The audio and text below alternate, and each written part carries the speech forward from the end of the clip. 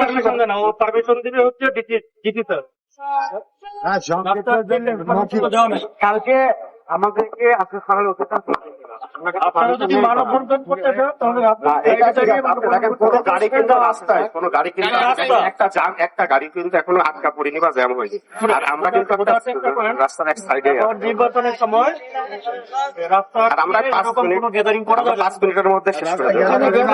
আমাদের শেষ অনুষ্ঠান প্রায় এতক্ষণ আমাদের শেষ হয়ে গেছে। আপনি জাস্ট 5টা একটা গাড়িরও যানজট হয়নি।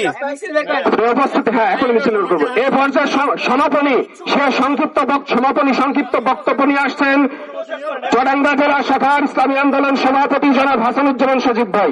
তারপরে আমাদের মিছিল হবে সংক্ষিপ্ত।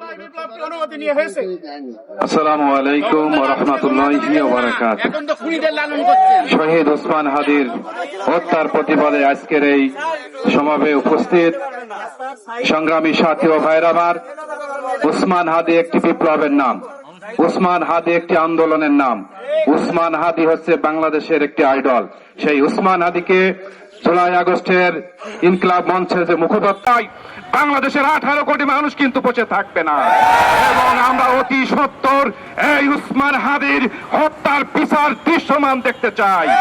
দীর্ঘ সময় পার হলে এখনো কিন্তু কোনো আসামি ধরা পড়েনি। বাংলাদেশে এত প্রশাসন, গোয়েন্দা সংস্থা, তারা কি নাকে তেল দিয়ে ঘুমায়?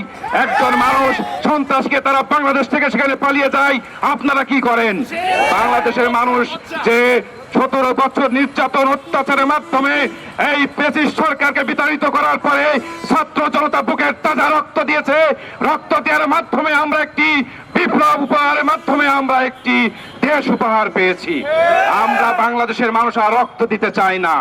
বাংলাদেশের মানুষ আর কোনো মা তার সন্তানকে হারাতে চায় না।